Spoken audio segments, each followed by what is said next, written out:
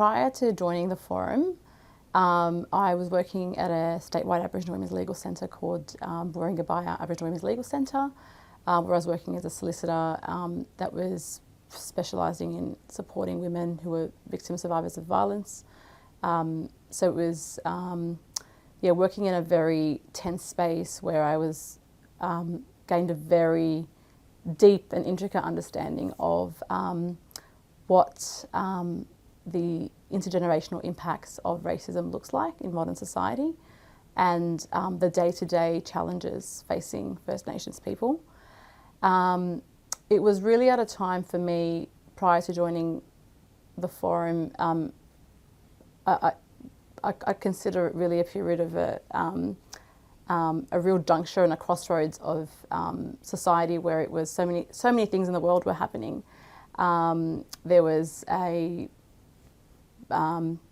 pandemic, there was the Black Lives Matters movement in 2020, and having been one of the people who made that choice to attend that protest during a time where there was such tension about the rules that applied, and there was this huge conversation. I'll reframe that. There was a very important conversation. There was a very important conversation happening during this 2020 period about analysing and assessing the injustices regarding racism in Australia and our history with conversation. So 2020 for me was a period of seeing all the changes that were happening globally, where there was, first of all, the pandemic that really changed the way we assessed life and questioning what normal was. Then there was the really significant events that happened in America with the Black Lives Matter. Before joining the forum, I consider the 2 years before that to be a period of significant change, both in my life and being part of the global movement that was happening. And that was around the pandemic. And there was this questioning of what normal was, and assessing what kind of... There was a lot of questions being asked about what is most essential. And it really made me want to think and reflect deeply about the purpose that I wanted to play. I did start working back into my area of... So I started working in a legal role at Aboriginal Women's Legal Centre, and I saw the impacts of intergenerational trauma. There was a lot of discussions that were happening about needing to look at, in the context of the global issues around the Black Lives Matter movement, looking at our own backyard and the work that needs to be done in Australia with regard to coming to some sense of peace and harmony, about accepting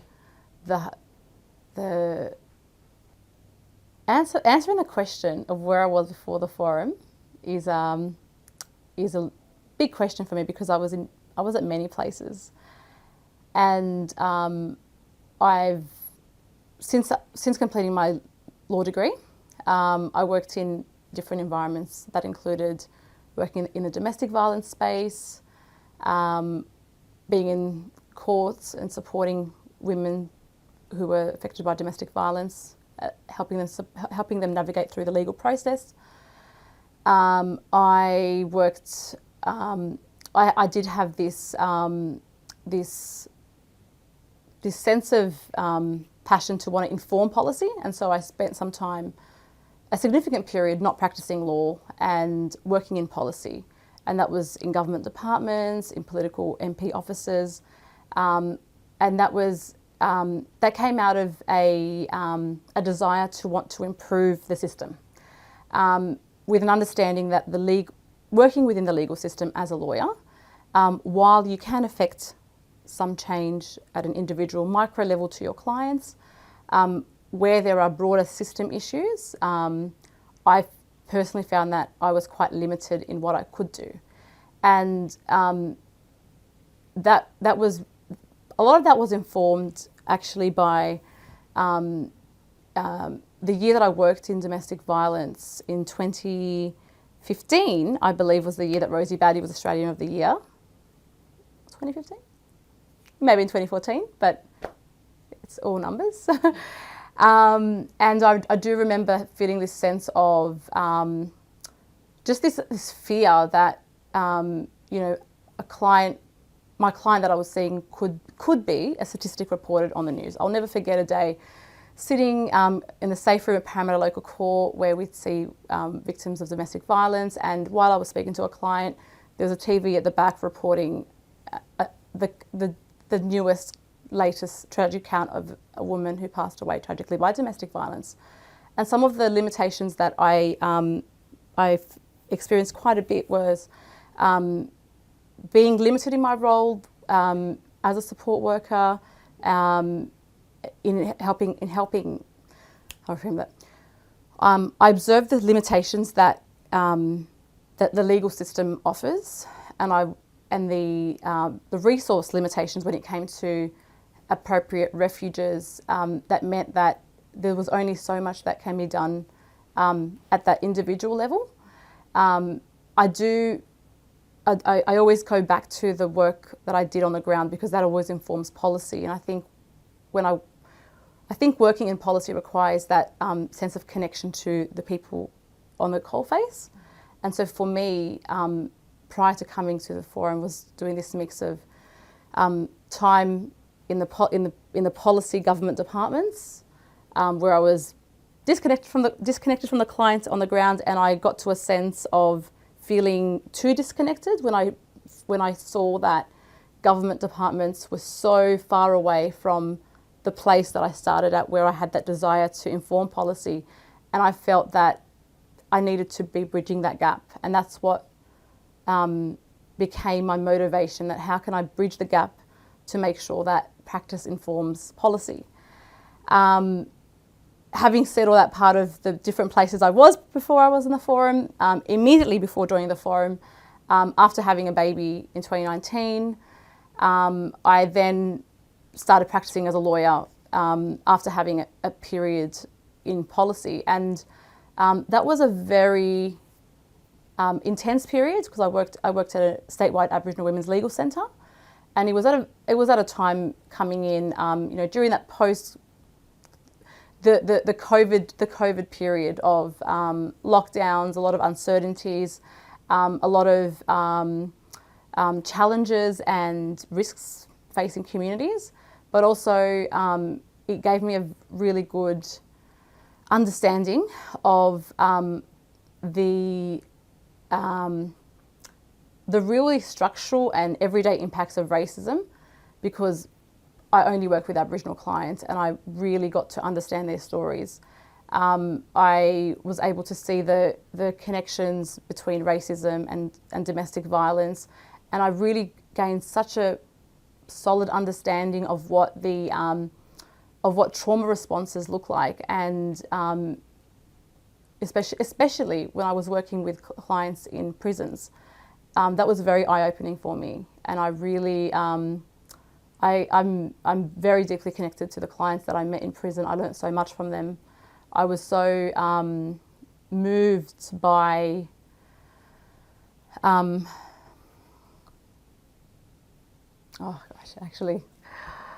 it's a very confronting place to go to, the prisons,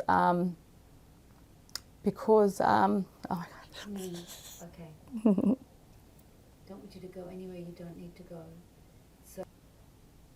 So in my role as a solicitor at the Aboriginal Women's Legal, in my role as a solicitor, one of the things that I had the privilege of experiencing is actually having a very intricate understanding of the prison system, and seeing the fact that a lot of social issues in society, lack of housing, lack of appropriate support, lack of support relating to trauma and seeing the fact that so many of having seen the conversations in 2020 that were happening about overrepresentation of Aboriginal people in prison. I had the privilege of working with clients in prison and understanding the fact that trauma impacts them in such a way that led to their imprisonment. And a lot of my work, there were a lot of times that my role as a lawyer was actually so much my role as a lawyer was so dependent on helping people address their non-legal issues, and so much of that related to the system. And there were often times where I had to play a role as an advocate to advocate for someone's access to healthcare, both mental health care. I had a client who wasn't supported by the maternity system, and so having that really direct understanding of what racism looks like really has empowered me to want to make a broader level. I'll rephrase that. For me, those experiences make me really determined to want to address the broader structural issues and make sure that decisions that are being made by government are actually addressing the issues on the ground, and that there is this meaningful policy that we're making to help people's lives better, and also to recognise that there's ways that we can all see the benefits as a society, whether that means a safer society, whether that means a better economy, but to understand that communities and people are at the heart of policy. In 2021, just before coming and joining the forum, the one thing that was very so the 2021 Western Sydney harsh lockdown, and being in one of the harshly locked down LGAs really made me connect to the need for advocacy in Western Sydney, because there was such a clear inequity, and all the inequities that were already existing between Western Sydney and the rest of Sydney became very apparent, and there was so much systemic and structural racism that had an impact on how communities were targeted, and that was influenced by the media. And I found myself during that period of lockdown writing opinion pieces and feeling so passionate about wanting to just highlight the critical issues that we were seeing, and the fact that Western Sydney was in the centre of the media, the fact that we were spoken about but not spoken to. And for me, that made me realise that being at Western Sydney Community Forum, to play an advocacy role was connected to my sense of purpose. And I did I had to do a lot of reflecting and journaling about my role and what it means to step away from being a solicitor. And this is why this is taking such a long time, because it's a very deeply, it was a really a big moment of my life to think about what my purpose is, and especially given the amount of issues and big changes we saw during that time. And so it just felt like it was the right place for me to be able to bring together my different experiences and to be able to shape policy at this broad level, where we do play this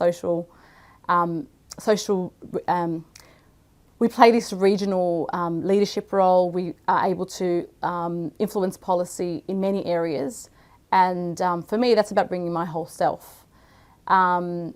It connects to things that I do on the weekend, where I have a swim group that I started called Swim Sisters, and I'm passionate about encouraging women to build their confidence in the water. I'm I really enjoy cycling, and I'm one of the things that I'm passionate about is improving cycleways, and I saw that the forum is a place that I can bring my whole self, and I can improve the lives of people in Western Sydney.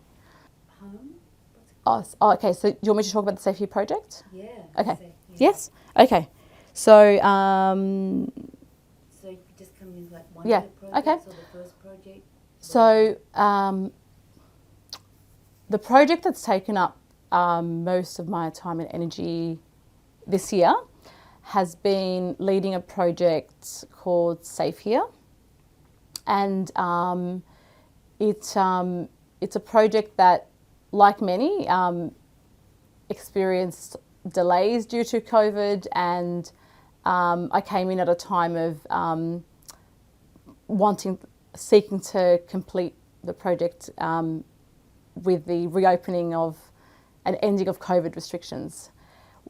This project has been a really, really interesting one because it involved, I'll talk about the project first, okay.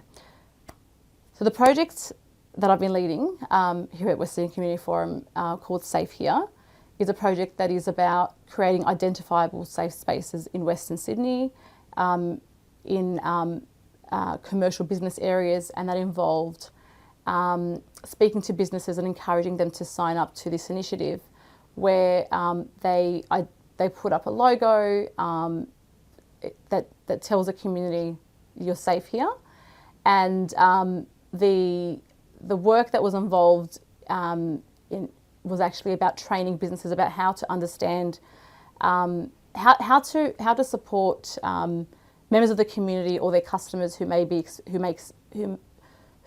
are experiencing racism.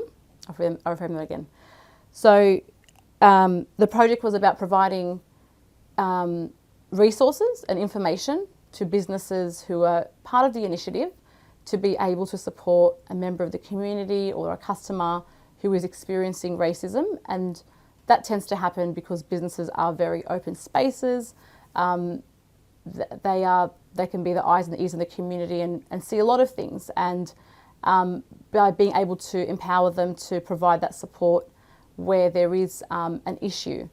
And so this was this project was quite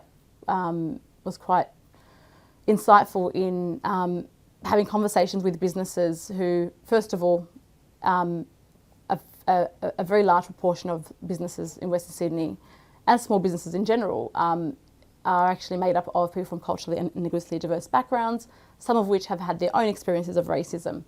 And so there was a process of providing them information about support services, running training on the role a business can play by providing active hospitality, by being able to offer a very basic form of accidental counselling, and that involved really communicating to the business that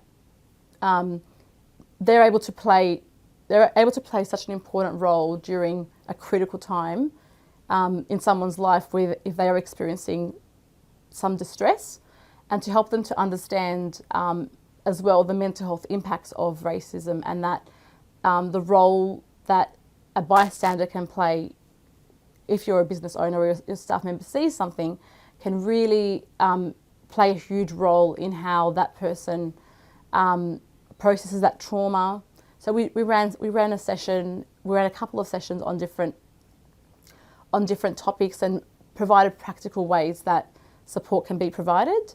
And for me, what I really enjoyed about working on this with my legal background is that it related to this concept of what we call community legal education, and that is the law is very complex, but the most important role a lawyer has after you go through 5 years of uni is learning how to communicate the law and information in a very basic way that anyone can understand.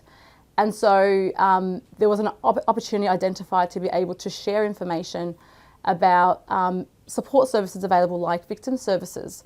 And we were able to collaborate with different stakeholders we were able to connect to stakeholders in Western Sydney to work closely together, and there was an enormous level of goodwill in wanting to really work collaboratively and see this project grow, and look at ways that the community can work more closely together to be able to support the community at those critical times. So, especially I think I just want to add one thing about the project, just about like the lived experience aspect. yeah. Thank you. Thank you. So the project, the way the project was delivered. Okay, yeah.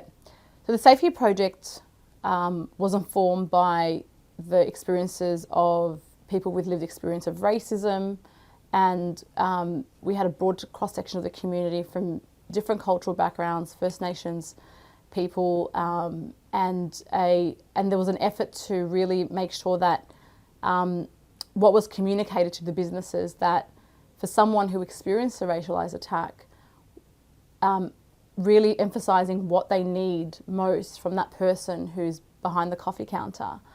And that's a recognition of, you don't need to be a police officer, you don't need to be a social worker or a counsellor or a lawyer, you just need to be a human being. And it's about that level of acknowledgement, of asking, are you okay? The project, what I've really found is it's so powerful because it touches on a significant issue when we're talking about racism, which is the bystander effect. And that's the fact that when an incident happens, a lot of people may not know how to respond. And so by empowering a business to just explain the role of a very basic human interaction of asking them if they're okay, can I give you a glass of water? Would you like me to call the police? Would you like to have a seat on us in a quiet place? It really is about bringing people together with the community, and also even though businesses are run with the purpose of profit, but businesses, and we've seen this over COVID, and I've really enjoyed spending time speaking to businesses, is that they play a community role. You know, they were impacted severely during COVID, and they do provide a lot of support that goes unnoticed. You know, whether that be the customer that will come and ask for food, and they will give them food, or they'll give them coffee. And so seeing that level of breaking down that barrier between a business and the community, and seeing them being part of the community and how they can work together to make a community a safer place. So I'm really excited to see what future opportunities I'm excited to see what future opportunities could arise, and I think it was a really great opportunity to bring so many businesses together and start having those conversations about how everyone can play a role regardless of what position you're in.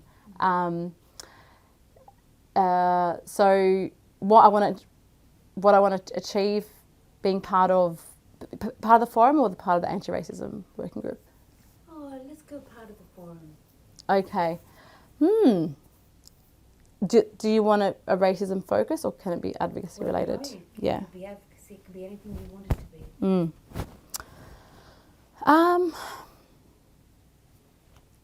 Being part of the forum, what I really want to be able to achieve here is directing our advocacy efforts, and how we can play a role in amplifying the voices of communities and our member organisations who are on the ground and doing such important work, and seeing how we can then influence the broader systems that have such a big impact at that coalface level. And yeah, just being able to play a role of bridging the gap between policy and practice.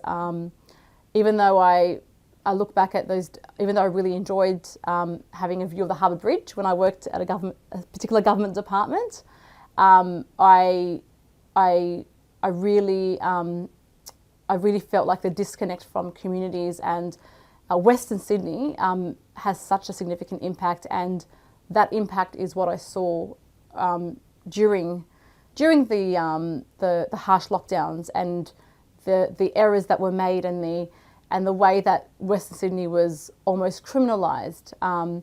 I think there's this sense of wanting to really advocate for Western Sydney as a region, as such an area that is not just seen as a problem or a disadvantaged area, but actually such a rich part of not just Sydney, but Australia as a whole. The fact that it is a melting pot of so many communities and cultures, and it's really a place, it's more than just a place where you get a good kebab or a good Lebanese mixed plate. I think for me, that's the one thing that, it's really, at this stage of my career where I've worked in so many different spaces, I feel that it's a period for me to really just want to